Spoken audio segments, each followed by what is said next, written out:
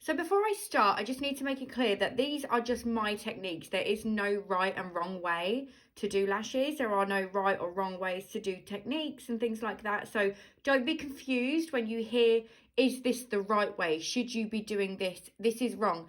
None of that's true. This is not a regulated business whatsoever. So it's all down to technique and just learning from each other. So these are all my techniques. So I'm going to talk about switching curls throughout your sets. So here I've got 4 8mm fans, 4 9mm fans, and 4 10mm fans. These are all in and around sort of 5Ds, and these are in my 𝐸𝐶, which you can see is actually still fairly curly. My 𝐸𝐶 is. I always do the inner corner starting with the 𝐸𝐶 because it's a lot more natural. It doesn't bend all the way back. It's not too curly. And then it's up until about 10mm that I will start to add in a D curl.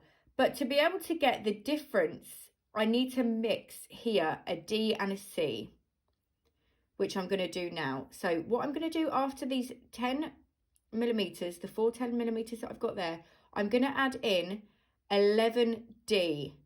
Now 11D visually from the front is going to be the exact same size, length as the 10C.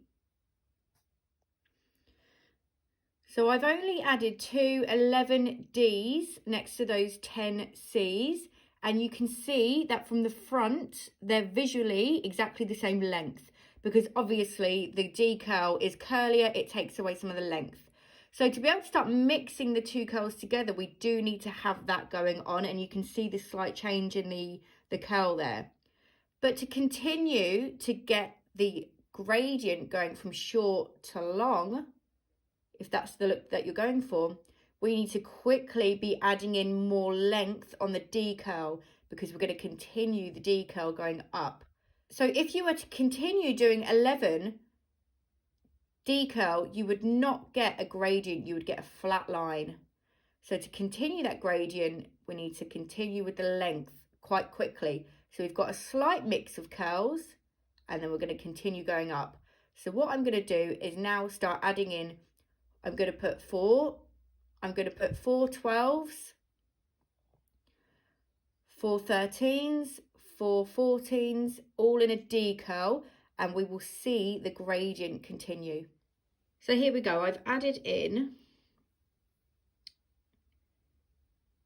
12s, 13s and 14s in a D curl, and we can see that we've still got that nice graduation. Yes, it's very sharp and quick because I've only put a few in, but if we were to continue doing the 11 from here, it would just be so flat, and then it would start to rise. So you would even maybe get a dip, depending if you were using a couple of different brands of lashes in your set. You weren't sticking to one. Every brand has a different kind of curl.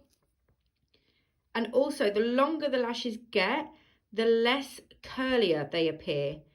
And so unless you wanted a really, really, really flicky, curling back curl at the end with those longer lengths, you would really need to go for like a DD curl. But these two really marry into each other with the lengths really nicely. Sometimes I feel like the C curl, as they get longer, get a little bit too straight. So that's why it's really nice to mix these two and have that nice gradient going through.